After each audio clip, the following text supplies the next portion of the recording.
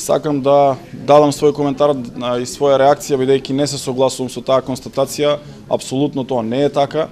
Буџетот на општина Штип содржи повеќе ставки преку кои што може да се помогне, може да се повлечат средства и да се реализираат проекти. Јас тоа што го кажав е дека само невладините организации во општина Штип за наредната година ќе имаат скоро двојно повеќе средства отколку што имале во време на претходниот градоначалник и претходната гарнитура во последната негова година. Така што не гледам зошто се тие реакции, треба да направат проект, треба да се припреми тоа. Ние можеме колку сакаме средства да напишеме во буџетот дека ќе има за одредена ставка. Доколку немаме проект, тие средства нема да можат да ги реализираат.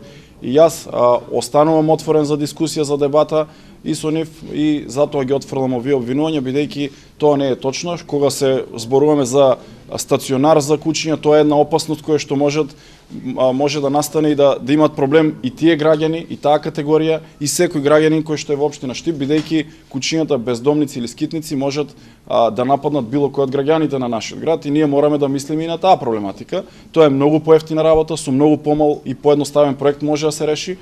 Кога станува збор за нивниот проект кој што го бараат, тоа е обемна работа која што бара и време, и ангажман, и сериозно проектирање, и локација, и одобрување за градење, и тоа не може, ние ќе ги обезбедиме парите. Меѓутоа тоа не може да се реши преку ноќ, бидејќи парите доколку немаат проект ќе треба да ги пренасочиме на друга ставка.